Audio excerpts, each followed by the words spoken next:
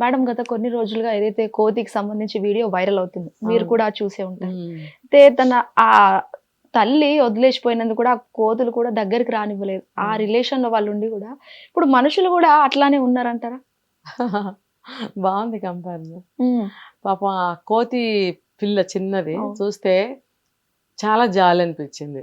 హ్మ్. అసలు మనం గమనించినట్టయితే సేమ్ మనుషుల ఫీలింగ్సే చూపిస్తాయి అవి గూడా. హ్మ్. నేను ఒక చోట ఉన్నప్పుడు ఒక 4 సంవత్సరాల కాలం అక్కడ ఎక్కువ కోతులు తిరుగుతూ ఉండేవి. వాటిల్ని నేను అబ్జర్వ్ చేస్తూ ఉండేదాన్ని. సేమ్ అసలు వాటి భావాలు మనుషుల్లాగానే చూపించేవి. హ్మ్. నిజంగా బాగా ఆశ్చర్యం వేసేది. ఆ కారణంతోనే నేను ఎక్కువ అబ్జర్వ్ చేసేదాన్ని వాటిల్ని. ఇప్పుడు ఇది చిన్న కోతిపిల్ల బొమ్మ. అవును. కోతి బొమ్మను ఒకటి తీసుకొచ్చి అక్కడ పెడితే దాని ఫేస్ చూశాను నేను. నిజంగా తల్లిని ఎలా హగ్ చేసుకుంటే ఎట్లా ఫీల్ అవుతారో అట్లానే దాని ఫేస్ పెట్టి జాలిగా, దయనీయంగా పాపం అలాగా విచారంగా అవును. ఫేస్ పెట్టిందది. చాలా బాధ అనిపించింది. మనం సాధారణంగా కోతులను చూస్తే నవ్వొస్తుంది మనకి. అవును. కోతి అనంగానే నవ్వుతాం మనం. దాని చేష్టలు గుర్తుకొచ్చి. కానీ అది కోతిలో నుంచి వచ్చినోడే మనిషి హ్మ్. కదా! సో, దాని భావాలన్నీ గూడా మనిషిలాగానే చూపిస్తుందది. అవును. కాకపోతే 2 కాళ్ళు 2 చేతుల మీద నడుస్తుంది అంతే. ఒకప్పుడు మనిషి కూడా అలా ఉండి ఉండి పైకి లేచాడట. హ్మ్. సో, అయితే ఇక్కడ ఏం జరిగి ఉంటుందనంటే, అది సహజంగా అది గుంపుగా తిరుగుతూ ఉంటాయి. తల్లి, తండ్రి, పిల్లలు. ఒకటో, హ్మ్. రెండో, మూడో ఎన్నో ఉంటాయి పిల్లలు. ఉన్నప్పుడు అదంతా ఒక ఫ్యామిలీ అన్నట్టు. వేరే కోతుల గుంపులు వీటి జోలికి రావు. ఈ ఈ గుంపు గూడా వేరే వాటి జోలికి వెళ్ళదు. వెళ్ళనప్పుడు ఏమవుతుంది, ఆ తండ్రి తండ్రి కోతి ఎవరైతే ఉందో, ఆ తండ్రి కోతి కాపలాగా ఒక ప్రొటెక్ట్ చేస్తూ వీళ్ళకి చుట్టూ తిరుగుతూ ఉంటుంది. ఈ తల్లి, పిల్లలు ఏవైతే ఉన్నాయో కోతులు, హ్మ్. వాటి చుట్టూ తిరుగుతూ ఉంటుంది. వీటి జోలికి వేరే కోతి ఏదన్నా వస్తే కరవడానికెళ్తుంది. అవును. ఎందుకంటే జంతువులకి విచక్షణ ఉండదు. ఇది ఇది హ్మ్, పరాయివాడి భార్య, ఇది పరాయివాడి పిల్ల, లేకపోతే అట్లాంటి ఇదేమి ఉండదు జంతువులకి. లేకపోబట్టే అది ఒక ఫ్యామిలీగా ఉన్నా గూడా ఈ కోతి ఆ ఆడకోతికి ట్రై చేస్తూనే ఉంటుంది. హ్మ్. మళ్ళీ ఆ మగ కోతి గూడా ఇటువైపు వచ్చి ఆ ఆడకోతులతో ట్రై చేస్తూనే ఉంటుంది. అయితే ఎప్పుడైతే ఆ 2 కోతులకి ఒక బిడ్డ పుడుతుందో, ఖచ్చితంగా వాళ్ళు తల్లి, తండ్రి పాత్రలు దాల్చి చాలా బాగా చూసుకుంటాయి ఆ పిల్లల్ని. హ్మ్. ఆ క్రమంలో ఆ తండ్రి కోతి అటాక్ చేస్తుంది వేరే కోతిని. ఈ ఆడకోతి దగ్గరికి రానివ్వదు. హ్మ్. ఇంకా చూస్తే వచ్చి దగ్గరగా కూర్చొని తలలో జుట్టిలా అనడము, భార్య కోతికి, హ్మ్. పుట్టిన పిల్ల కోతిని దగ్గరకి తీసుకోవడము, నిమరడము, ఇవన్నీ నేను దగ్గరగా అబ్జర్వ్ చేసినవి. అలా చేస్తూ ఉండు. కొంతకాలం అయిన తర్వాత అది విడిపోతాయి అవి ఆటోమేటిక్‌గా. ఇది పెద్దదయిన తర్వాత ఇది జంపులు మొదలెడుతుంది గదా! హ్మ్. అప్పుడు విడిపోతారు.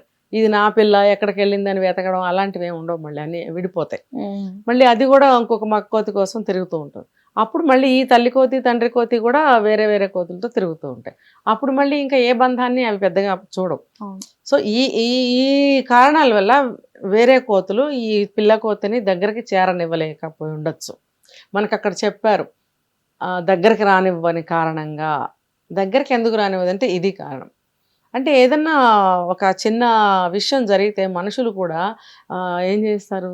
పట్టించుకోకుండా దూరంగా ఉండటము, కలుపుకోకపోవడము, ఇంటికి పిలవకపోవడం లాంటివి చేస్తూ ఉంటారు. అంటే ఇది వేరు, అది వేరు. అవి మళ్ళీ మొత్తం కోతుల సమూహానికన్నిటికి ఏదన్నా వచ్చిందంటే మొత్తం అన్ని కోతులు ఒక్క దగ్గరకొస్తాయి. హ్మ్. అక్కడ పట్టించుకోకుండా ఏమి వెళ్ళిపోదు. వాళ్ళకి జంతువులకి జ్ఞానం లేకపోయినా ఇలాంటివి బాగా తెలుస్తాయి. ఇప్పుడు అది ఇది నా భార్య కాదు, వేరే కోతి భార్య అని తెలిసినా గూడా ఈ కోతితో, ఆడకోతితో కమిట్ అవ్వటానికి వెళ్తాయి. మనిషి అలా వెళ్ళడు. హ్మ్. ఇది మనిషికి, పశువుకి, జంతువుకి తేడా అని చెప్పుకున్నాం నిన్న మొన్నటి వరకు. కానీ ఇప్పుడు మనిషి గూడా అదే పని జేస్తున్నాడు గాబట్టి, ఇప్పుడు ఆ మాటలు మనం చెప్పుకోలేం. అంటే అందరూ ఉండరులే. హ్మ్. కొన్ని జరుగుతున్నాయి గదా! అవును. అక్రమ సంబంధాలు ఆ కోవకే వస్తాయి గదా! అవును. సో, కాబట్టి అక్కడ ఏమవుతుందంటే ఆ రకంగా అది విడిపోయింది. విడిపోయినప్పుడు మరి అది జూ అనుకుంటా. మరి జూ యాజమాన్యం ఏం చేయాలి? హ్మ్. దానికి బతికించాలి గదా! అవును. జనం అందరూ వస్తారు. జనాన్ని అది అలరించాలి, సంతోషపెట్టాలి. జీవులు కావాలి జూలో. సో, దాన్ని ఎలాగోలా రక్షించాలి. వాళ్ళు ఒక కోతి బొమ్మను తీసుకొచ్చి తల్లిలాగా ఫీల్ అవుతదా లేదా చూద్దాం అని జెప్పి దాని దగ్గర పెట్టారు. అవును. కానీ అది ఇంకా చిన్నది గాబట్టి దానికి ఏమి తెలీదు. అది బొమ్మ నిజమైందా అనేది తెలియక దాన్నే పట్టుకుని పాపం తిరుగుతుంది. సో అది అది అమ్మ అని ఫీల్ అయినప్పుడు ఏదైనా ఫుడ్ పెడితే కూడా తినొచ్చు. అంటే వీళ్ళు ఫుడ్ పెడతారు కదా, తినే ఛాన్స్ ఉంది. లేకపోతే అది చిక్కి శల్యం అయిపోయి చనిపోతుంది కదా. అవును. కానీ అది ఊరట చెందింది కాబట్టి ఫుడ్ పెడితే కూడా తింటూ ఉండొచ్చు. ఆ రకంగా వాళ్ళు దాన్ని రక్షించుకోవడానికి వాళ్ళ ప్రయత్నం వాళ్ళు చేశారు.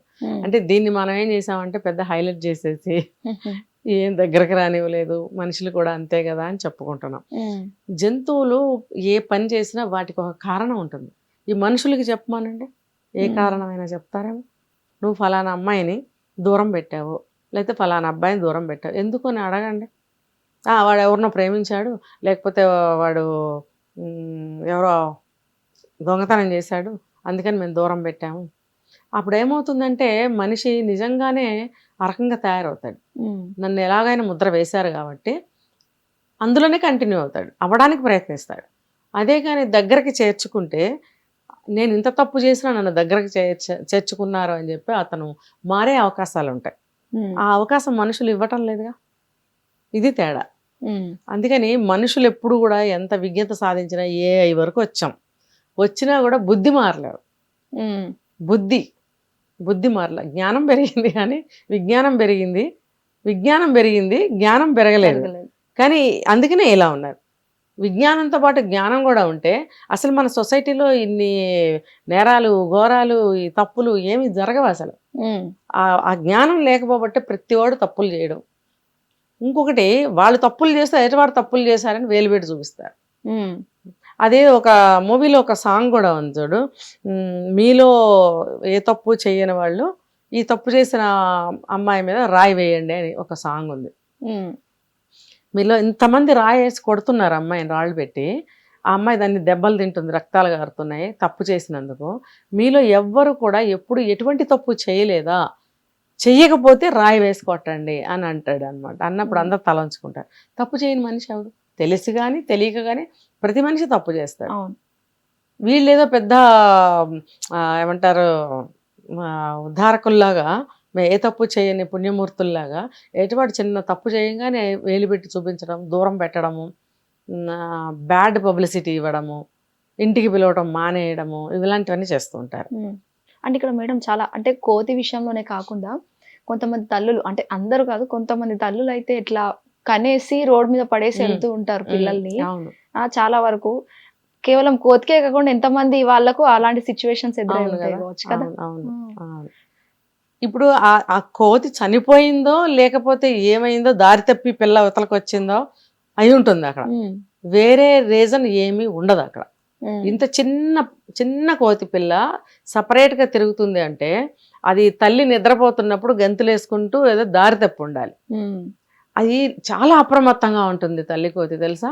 ఎంత నిద్రపోతున్నా సరే కళ్ళు మూసుకుని ఇలా అంటూ ఆ పిల్లని గవుక్కులు లాక్కుంటుంది దగ్గరికి. నేను ఎన్ని వేల సార్లు చూశాను, పోనివ్వదు. ఏ ఒక బ్యాడ్ పరిస్థితిలో ఇది సపరేట్ అయిపోయింది తల్లి నుంచి.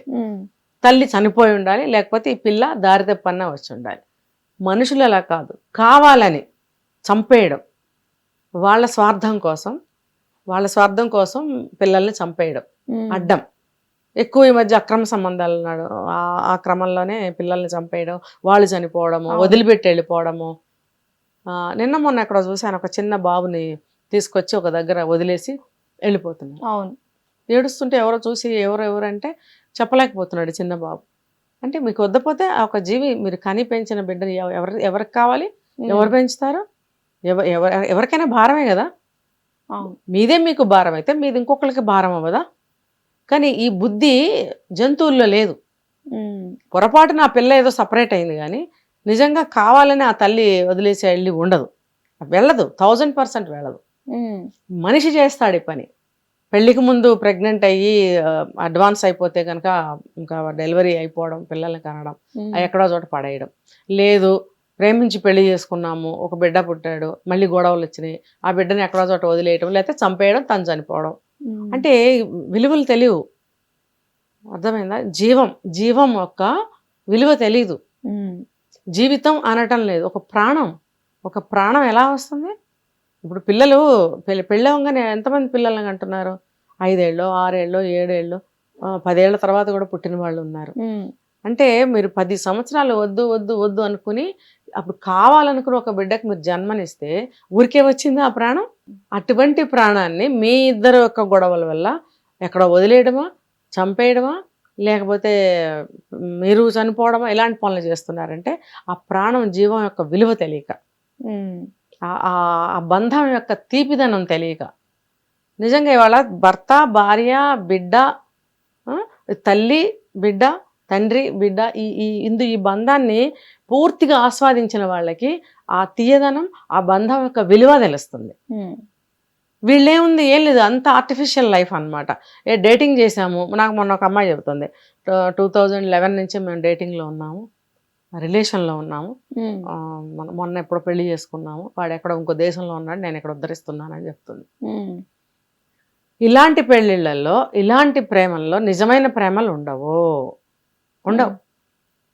నువ్వు ఎప్పటి నుంచి ఈ రిలేషన్లో ఉన్నావో, అతను ఎప్పుడు బయటే ఉంటున్నాడు, అదేం రిలేషను? ఇప్పుడు పెళ్లి చేసుకున్నావు అన్నావు, ఇప్పుడు బయటే ఉన్నాడు, ఇదేం రిలేషను? అందులో తీపి ఎక్కడ ఉంటుంది? ఎవరో మా తాలూకా అబ్బాయి అక్కడ ఉన్నాడు, వస్తాడులే అన్నట్టే ఉంటుంది. అతనికి అలాగే ఉండొచ్చు.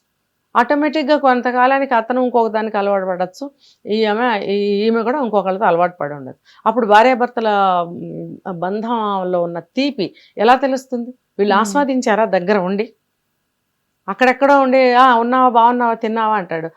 ఈవిడ కూడా అలాగే అడుగుతుంది. సరిపోయిందా? అది కాదు కదా. ఆ పాత్రల్లో జీవించి ఆ తీపిదనాన్ని ఆస్వాదించినప్పుడు దాన్ని ఎవడు వదులుకోడు, ఎవ్వరు వదులుకోరు. అంటే ఇట్లనే మేడం, ఓన్లీ అంటే పిల్లలే కాకుండా పెద్ద అయిన వృద్ధులని కూడా వాళ్ళ మమ్మీ డాడీస్ ని కూడా ఓల్డేజ్ హోమ్ లో పడేయడం, అక్కడ ముందుంచడం, వాళ్ళు కూడా చాలా మంది అవుతున్నారు. అది అహంకారం.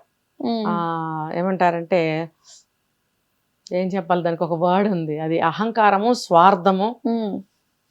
నా తర్వాత ఎవరైనా, నేను ఇప్పుడు మంచి వయసులో ఉన్నాను, కన్ను మెన్ను కానకుండా ఉన్నాను, శుభ్రంగా నేను ఏదైనా తినగలను, ఏదైనా తాగలను, ఎక్కడికైనా వెళ్ళగలను, ఏ పనైనా చేయగలను. దాన్ని ఏమంటారంటే ఇది అహంకారం, పొగరు. నేను మంచి వయసులో ఉన్నాను, నాకు ఏమీ అయినా పర్వాలేదు అన్న ధీమా, ఆ పొగరు. నేను రేపు అదే వయసుకు వస్తానని అనుకోడా? ఇంతగా పుట్టావు నువ్వు, ఇప్పుడు యవ్వనంలోకి వచ్చావు అంటే ఇన్నేళ్ళు నువ్వు వృద్ధుడు అయ్యావుగా. పుట్టినప్పుడు ఉన్నంత ఇదిగా నువ్వు ఇప్పుడు లేవు, ఇప్పుడు వృద్ధుడు అయినట్టే లెక్క. అంటే జీవి కడుపులో పడ్డ మొదటి రోజు నుంచి నశిస్తూనే ఉంటాడు.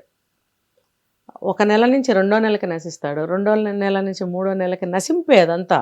ఇప్పుడు ఇంతగా కడుపులో చేరిన పిండము మెల్లమెల్లగా మెల్లమెల్లగా మనం అనుకుంటాం పెరుగుతుంది, డెవలప్ అవుతుంది అని, కానీ అది నశింపే. 25 ఏళ్ల కుర్రాడు తయారయ్యాడు అని అంటే 25 సంవత్సరాలు నశింపేదంతా. మళ్ళీ ఒక 70 ఏళ్ళు 80 ఏళ్ళు వచ్చినాయంటే అంత వృద్ధుడు అయిపోయిన తర్వాత అదంతా నశింపే. ఇంకంతే, మెల్లమెల్లగా మెల్లమెల్లగా బాడీ నాశనం అవుతూ వెళ్తుంది కదా. ఒక్కొక్కటి కోరికలు కానీ, సత్తువ కానీ, ఏదన్నా ఒకటి చెయ్యాలి అనే ఒక ఉత్సాహం కానీ, ఏదైనా తగ్గిపోతుందా లేదా? ఎందుకు తగ్గిపోతుందంటే జవసత్వాలు ఉడిగిపోవడం వల్ల, తగ్గిపోవడం వల్ల. అంటే అదంతా నాశనమే కదా, నశింపే.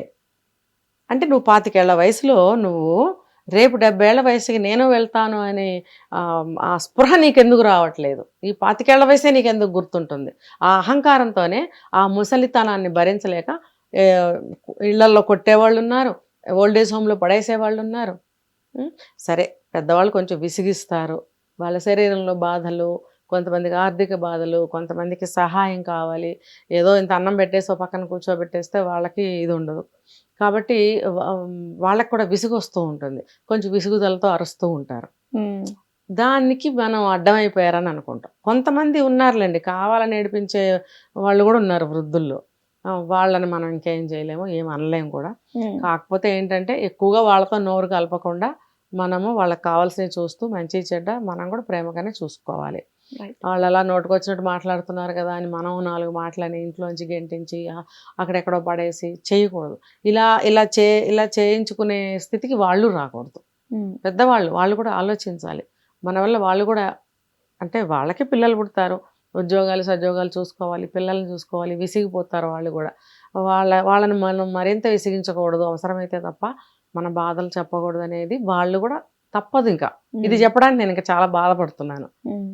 అంటే బాధలు ఎక్కువ ఉన్నప్పుడు చెప్పుకోవాలి, చెప్పకపోతే వాళ్ళకి మాత్రం ఎలా తెలుస్తుంది?